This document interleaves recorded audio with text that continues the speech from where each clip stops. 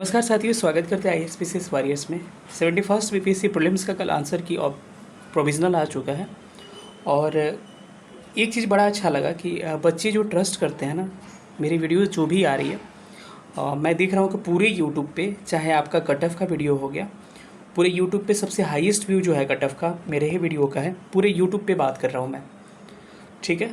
और कल का जो मैंने वीडियो पोस्ट किया था आंसर की के बाद से, वो वीडियो भी हमको लग रहा है 31 या 32 के चला गया है, ठीक है।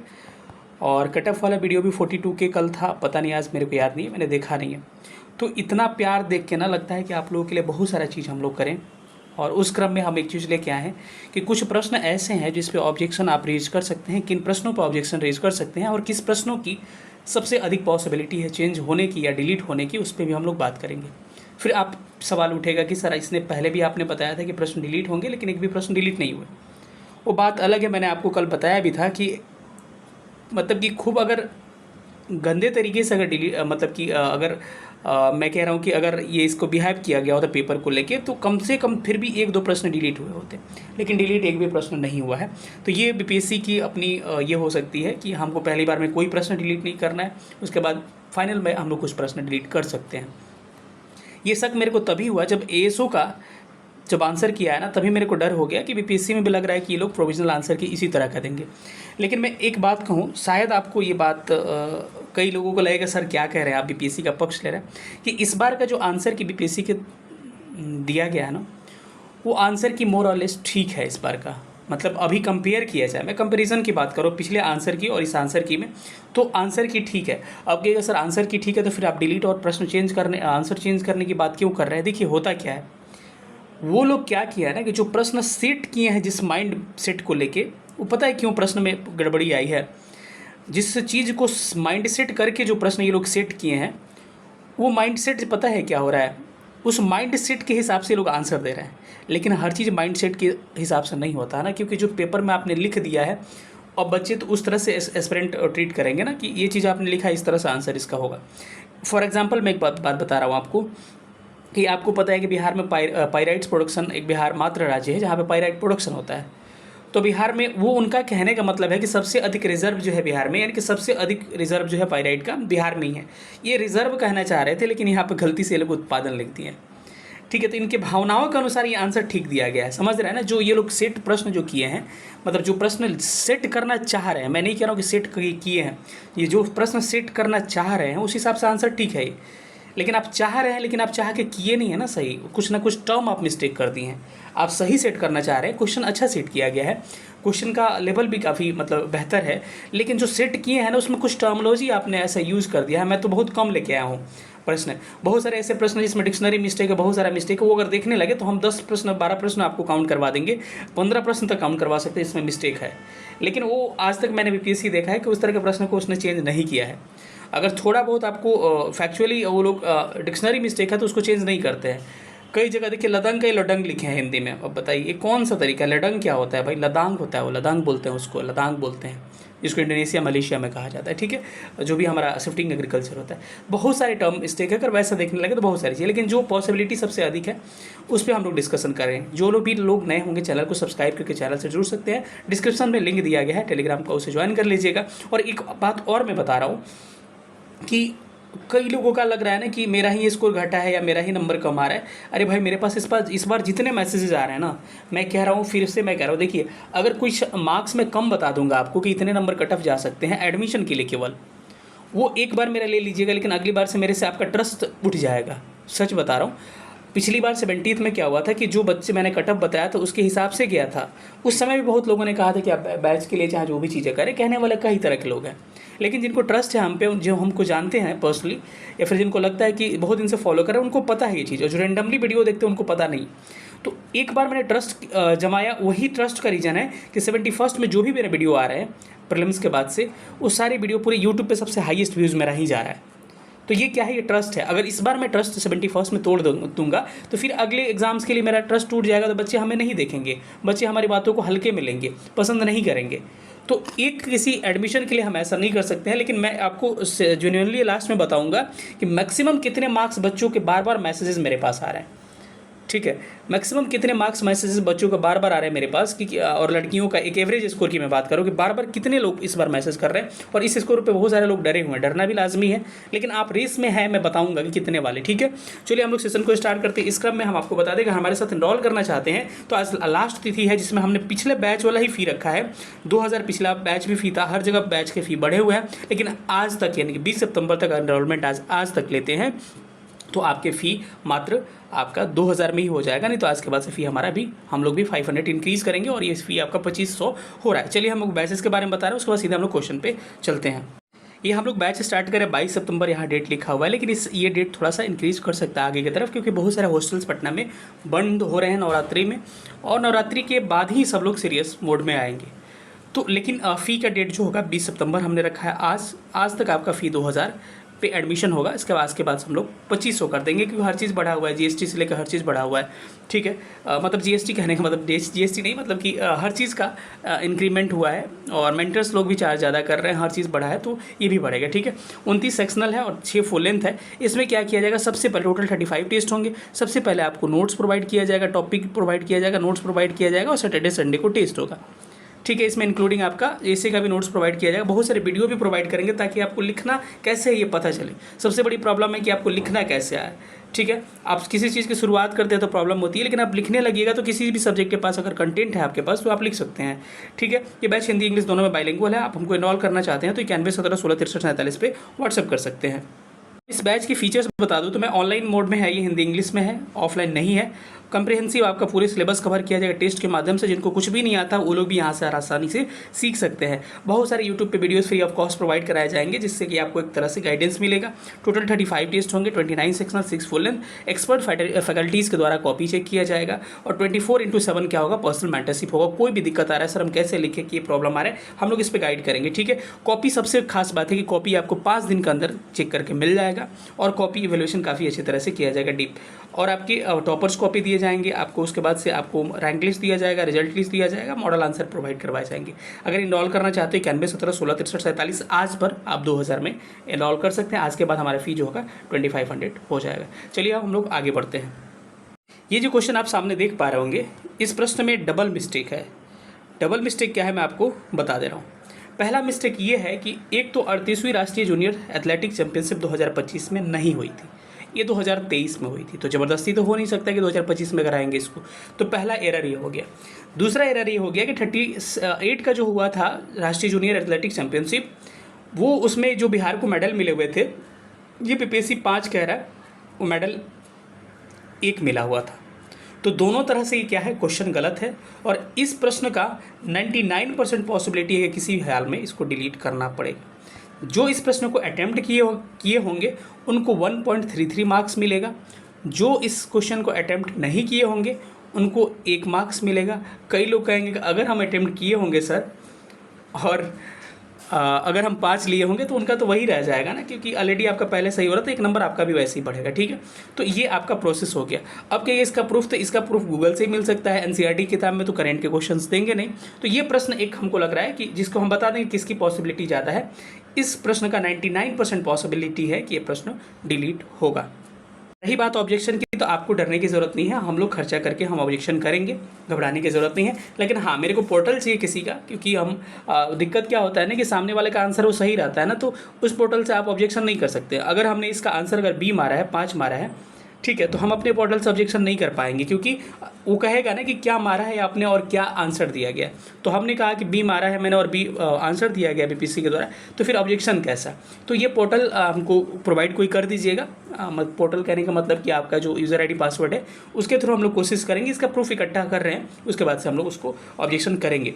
बाकी आप भी करिएगा, ज़्यादा मात्रा में जाएगा तो जो लोग फाइनेंशियली लग रहा है कि मतलब कर सकते हैं, उतना पैसा पे कर सकते हैं, तो वो लोग करेंगे। ठीक है, तो बाकी हम लोग तो करेंगे। ठीक है, क्योंकि ज़्यादा मात्रा में जाएगा तो ज़्यादा बीपीएससी पे लोड पड़ेगा। प्रश्न संख्या दूसरा है कि NFHS के आंकड़ों के अनुसार निम्नलिखित में से किस राज्य ने 2019-20 में 6% से कम बहुआयामी रूप से गरीबी दर्ज किया है। तो ये दोनों सही है, हिमाचल और Jammu Kashmir. More than 1 BPSC के द्वारा आंसर लिया गया। लेकिन कोई जम्मू कश्मीर स्टेट की स्टडी में नहीं आएगा, यूनियन टेरिटरीज हो चुका है। तो इस हिसाब से इस प्रश्न का राइट आंसर जो होगा क्या होगा, हिमाचल प्रदेश होगा। तो इस प्रश्न को बीपीएससी देखिए क्या कर रहा है, क्योंकि दोनों जगह लगभग इक्वल है, तो या तो इस प्रश्न को डिलीट किया जा सकता है या इस प्रश्न का आंसर हिमाचल प्रदेश लिया जा सकता है, दोनों में से कुछ भी हो सकता है। और इसकी पॉसिबिलिटी जो है लगभग 70 से 80% है। सबकी मैं पॉसिबिलिटी भी बताता चल रहा हूँ किसमें पॉसिबिलिटी ज़्यादा है, ठीक है, क्योंकि अनुभव के आधार पर ये चीज़ हम लोग शेयर करते हैं। अब फिर इसका जो होगा एनसीईआरटी, इसका भी प्रूफ नहीं मिलेगा, तो कहीं ना कहीं गवर्नमेंट साइट या फिर कहीं ना कहीं चीज़ों से हम लोग इसको निकालेंगे। और दूसरा, इस प्रश्न में एरर क्या है कि NFHS 5 जो है इसके आंकड़ों के अनुसार कहीं भी कहीं ऐसा डिलीट फिर क्यों होगा, कई लोग हिमाचल प्रदेश से मारे होंगे। देखिए, केवल स्वार्थ से चीज़ें नहीं होती है।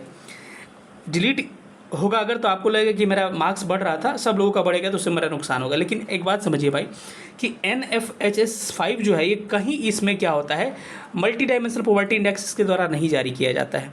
तो इस कारण से ये प्रश्न एक तरह से गलत भी है, और गलत ये प्रश्न रहा तो इस हिसाब से प्रश्न ये डिलीट होने की प्रबल संभावना है, और इसकी पॉसिबिलिटी 70 से 80% है। या फिर आयोग के हिसाब से माने तो हो सकता है हिमाचल प्रदेश के भी साथ जा सकता है वो, ये कुछ भी हो सकता है, इसमें हम लोग कुछ कंफर्म नहीं बता सकते हैं, ठीक है। लेकिन पॉसिबिलिटी ज़्यादा है डिलीट होने का, 70 से 80% इस प्रश्न का, ठीक है। अगले प्रश्न पे चलते हैं। अगला प्रश्न आप देख पा रहे होंगे, 1911 में कैलिफोर्निया विश्वविद्यालय में भारतीय दर्शन शास्त्र के प्रोफेसर बनने का अवसर किसको मिला। देखिए, ये कैलिफोर्निया विश्वविद्यालय में, कैलिफोर्निया यूनिवर्सिटी में जो है आपके प्रोफेसर बने थे जिनका नाम था लाला हरदयाल, ठीक है। लेकिन इनका जो टाइम, ये देखिए ज़्यादा बनाने के चक्कर में ये प्रश्न गलत कर देते हैं ये लोग। अपना जो थिंकिंग से प्रश्न सही किए, सोचे हैं ना कि क्या हमको करना चाहिए, वो ठीक है, गलत नहीं है, लेकिन ये टाइम जो दे दिए हैं ना, ईयर दे दिए हैं, ये क्वेश्चन मिस्टेक कर रहा है। अब इसको आपको मैं दिखा दे रहा हूँ, गूगल से आप चाहे कहीं से देखिएगा तो, विकिपीडिया से। सबसे पहले तो 1911 में जब पहुँचे वहाँ पर अमेरिका में, तो हरदयाल ज्वाइंट स्टैनफोर्ड यूनिवर्सिटी इन 1911। 1911 में स्टैनफोर्ड ये ज्वाइन किए थे, ना कि आपका कैलिफोर्निया ज्वाइन किए थे। कैलिफोर्निया 1920 के आसपास ही ज्वाइन किए थे। तो ये तो बनाने के चक्कर में बिगड़ गया, और ये प्रश्न ही क्या हो गया, गड़बड़ हो गया। और ये वर्कर्स जो थे, वर्कर्स फेडरेशन जो होता है उसमें भी पहले जुड़े हुए थे। उसके बाद से फिर आगे चल के ये क्या किए, वही कह सकते हैं कि गदर पार्टी वगैरह से फिर ये लोग जुड़े थे, ठीक है।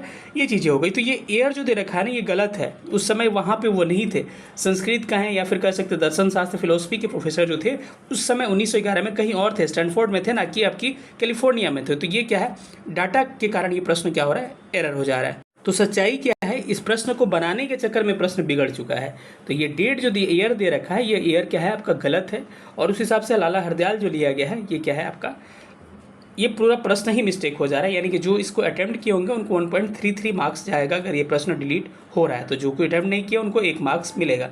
कई लोग कहेंगे सर कैसे क्यों बोल रहे हैं, भाई उनको भी वही मिलता है, लेकिन अटेम्प्ट किए तो होता क्या है कि 0.33 नेगेटिव होता है ना, वो खत्म हो जाता है, तो 1.33 हो जाता है, समझ रहे हैं ना। तो ये बातें हो गई। अब इसकी पॉसिबिलिटी हमसे पूछिएगा तो इसकी पॉसिबिलिटी 50% इसकी पॉसिबिलिटी है, 50 से 60% कि इसको डिलीट किया जाएगा, ठीक है। अगले प्रश्न पे चलते हैं। अगला प्रश्न है कि बिहार में नालंदा विश्वविद्यालय की पुनर्स्थापना, रीएस्टेब्लिशमेंट कब हुई थी।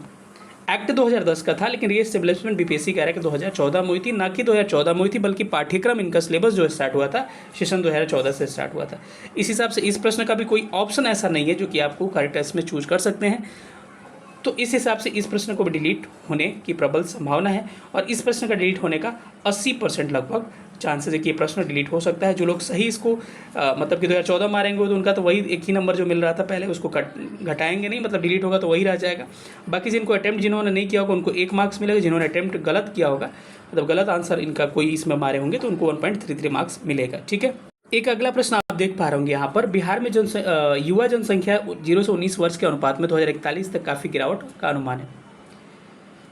और दूसरा स्टेटमेंट है बिहार का जनसांख्यिकीय लाभांश जो है 2000 डेमोग्राफिक डिविडेंड जो है 2041 के आसपास चरम पर पहुँच जाएगी, स्ट्रीम पहुँच जाएगी। तीसरा स्टेटमेंट है कि बिहार में बुजुर्ग आबादी जो है भारत की तुलना में सबसे अधिक बढ़ने की उम्मीद है। तो या तो इस प्रश्न का स्टेटमेंट नंबर 2 करेक्ट होगा, केवल एक गलत जो होगा, जो कि इसमें ऑप्शन में नहीं है। तो अगर ये सिचुएशन रहता तो ये प्रश्न क्या हो जाएगा, डिलीट हो जाएगा। लेकिन मुझे नहीं लग रहा है कि बीपीएससी जो है सारे ऑप्शंस देते हुए और मोर देन 1 देते हुए डिलीट करेगा किसी भी हाल में। तो हो सकता है या तो इस प्रश्न का आंसर मोर देन 1 दे दिया जाए, या फिर इस प्रश्न को डिलीट कर दिया जाए।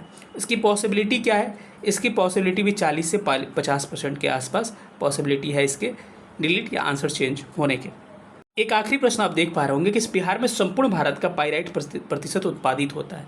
देखिए इसके पास रिजर्व है, ये कहना चाह रहे थे रिजर्व, लेकिन उत्पादित कह के ये प्रश्न को फंसा दिए और इसका आंसर भी पीसी के द्वारा 95% दिया है। और ये सच भी है कि रिजर्व हमारे पास 95% बिहार में है, लेकिन प्रोडक्शन अभी उतना का नहीं हो रहा है। इस हिसाब से इस प्रश्न का भावना तो ठीक है, लेकिन भावना का लैंग्वेज ख़राब हो गया है। लेकिन हमको ऐसा लग रहा है कि बीपीएससी जो है, अभी मत कहिएगा सर आपने ये मारा है, बिल्कुल नहीं। आपके लिए जब काम करेंगे तो ये चीज़ें हम लोग कभी भी आपको ये नहीं कर सकते हैं, कभी भी हम लोग आपको इसके आधार पर नहीं कर सकते।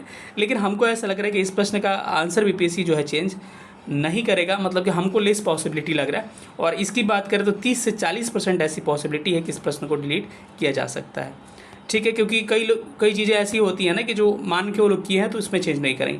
तो 30 से 40% इसका है। बाकी ये मेरा पॉइंट ऑफ व्यू है, बाकी अपना पॉइंट ऑफ व्यू दे सकते हैं। बाकी आपको और लग रहा है कोई प्रश्न की ऑब्जेक्शन के लायक है तो हमको ज़रूर नीचे मैसेज करिएगा, जरूर कमेंट करिएगा, जरूर हम उस पर विचार करने की कोशिश करेंगे। कैसा लगा सेशन सब लोग बताइएगा। अगर हमारे साथ बैच में इनरोल करना चाहते हैं मेंस में, तो अब मैं बात कर रहा हूँ कि आप हमारे साथ 91 17 16 63 47 पर व्हाट्सअप कर सकते हैं। चलिए बैच की बात हटाते हैं, अब मेन मुद्दे पे आते हैं कि किन को मेंस की तैयारी करना चाहिए। देखिए भाई, मेंस होगा जनवरी या फरवरी में, और आपका सब कुछ करा धरा, अगर आपका रिजल्ट कम मार्क्स पे हो जाता है तो कुछ नहीं कर पाइएगा। फिर आप अगर कम नंबर पर रिजल्ट उठा लेता है तो आपका क्या होगा कि आप प्री नहीं होने के बराबर हो जाइएगा, वो तो और नुकसान हो जाएगा, पीटी भी नहीं पढ़ पाइएगा। तो अभी ऐसा समय है कि आप अभी इतना पीटी पढ़ सकते हैं, केवल अभी मेंस ही पढ़ सकते हैं। अगर आपका प्रीलिम्स हो रहा है तब भी, आपका नहीं हो रहा है तब भी, क्योंकि इस समय आप या तो टाइम वेस्ट करिएगा, पढ़ाई तो नहीं करिएगा, या फिर एईडीओ की प्रिपरेशन करिएगा। तो हमको ऐसा लग रहा है कि आपको जिनका भी हमारे पास मैसेजेस आ रहे हैं, अगर फीमेल कैंडिडेट के मैसेज की बात करें तो जितने मैसेज हमारे पास आ रहे हैं उसमें से 80 से 90% ऐसा मैसेज है जो अननोन लोग हैं। बैच के लोग तो कुछ कई लोगों का अच्छे नंबर आ रहे हैं, लेकिन जो लोग भी अननोन नंबर से मेरे पास मैसेज आ रहे हैं तो उसमें कितना आ रहा है, 65 मैक्सिमम लोग मैसेज कर रहे हैं हमको, फीमेल लोग, रिजर्व जो भी हैं, EWS PC जो भी हैं। 65 नंबर का मैसेज सबसे अधिक हमको मेरे पास फीमेल का आ रहा है, 65 से लेकर 68 का। 70 टच नहीं हो रहा है ज़्यादा, मैं ये नहीं कह रहा हूँ कि टच लोग नहीं कर रहे हैं, लेकिन सबसे अधिक जो मेजोरिटी है इसी के आसपास आ रहा है, 65 से 68 के आसपास। और मेल की बात करें तो मेल का सबसे अधिक मैसेज जो आ रहा है 71, 75, 77, 78, यही मैक्सिमम जो मैसेज कर रहे हैं लोग, यही कर रहा है। बाकी 80 भी है, 90 भी है, 100+ भी है, बहुत सारे लोगों का है, ये तो अलग बात है। अब हम बात करते हैं कि इसीलिए कह रहा हूँ कि अगर सब कुछ हो जाएगा तो लास्ट में पता है पैर पकड़ने लगते हैं लोग कि सर हम आपको 10,000 दे दे रहे हैं, 20,000 दे रहे हैं, किसी तरह हमको पर्सनली गाइड करके मेंस क्लियर कर दे। नहीं होता है भाई, नहीं हो पाएगा। तो इसीलिए क्या करिए, थोड़ा सा रेस्ट लेके, और आपको फिर से 8-10 दिन का रेस्ट लेके फिर से आपको पिकअप पकड़ना चाहिए। और जिनके भी अगर फीमेल है, अगर रिजर्व है, रिजर्व करने के मतलब BC-EWS की बात करें, बाकी ST SC है उनका तो काफ़ी कम पे होगा, 50-55 पे हो जाएगा। लेकिन जिनका भी EWS है, BC कैटेगरी में अगर आप हैं और 65 से 67 68 तक आप जा रहे हैं ना, तो आप प्रिपरेशन जारी रखिए भाई। आप अच्छे खासे रेस में हैं और आपकी रिजल्ट की पॉसिबिलिटी लगभग 70 से 80% के आसपास आपकी पॉसिबिलिटी अभी भी बनी हुई है, क्योंकि अभी बहुत सारा। लेकिन एक बात ध्यान रखिएगा, अगर प्रश्न ज़्यादा डिलीट होते हैं ना, 6-7 प्रश्न अगर डिलीट होते हैं तो जो कटअप मैं कह रहा हूँ ना आपको कि 65 से 68 में हो जाएगा, नहीं होगा उतना में भाई, सबका बढ़ेगा ना, समझ रहा है ना। तो इस चीज़ को हमको ब्लैंक मत करिए। अगर प्रश्न डिलीट होते हैं अच्छे खासे, तो ये 65 से 68 जो कह रहा हूँ मैं, वो कहने लगूंगा 67 से 70। समझ रहे हैं ना मेरी बात। अगर मेल की बात करें तो मेल में जो भी रिजर्व है BC-EWS, बाकी ST SC का तो कम ही जाएगा, 68 69 70 के आसपास। लेकिन जो लोग भी अगर रिजर्व BC-EWS ये सब कैटेगरी में है, तो जिनका भी अगर 70-75 के अराउंड भी आ रहा है ना, कम से कम मैं बात कर रहा हूँ, तो आप लोग मेंस के प्रिपरेशन में लग जाइए भाई। तीसरी एक बात कि अगर अनरिजर्व है तो क्या करें सर, तो अनरिजर्व अगर मेल है तो अगर आपका 75+ अगर आ रहा है, मैं कहूँ मोटा मोटी 78+ -2, तो आपको मेंस में लगे रहना चाहिए। कहने का मतलब 75+।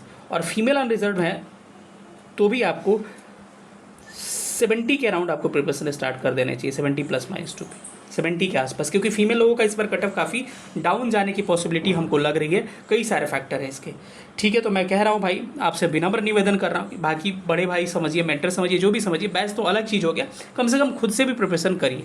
लेकिन अगर हमारे साथ इन्वॉल्व करना चाहते हैं तो 91 17 16 63 47 पर हमको व्हाट्सअप कर सकते हैं, ठीक है। मिलेंगे किसी अगले सेशन में। आपको जो भी आदि प्रश्न लग रहे हैं नीचे आपको कमेंट बॉक्स में ज़रूर बताइएगा। बहुत बहुत धन्यवाद वीडियो देखने के लिए, और बहुत बहुत धन्यवाद आपका इतना सपोर्ट करने के लिए। Love you all.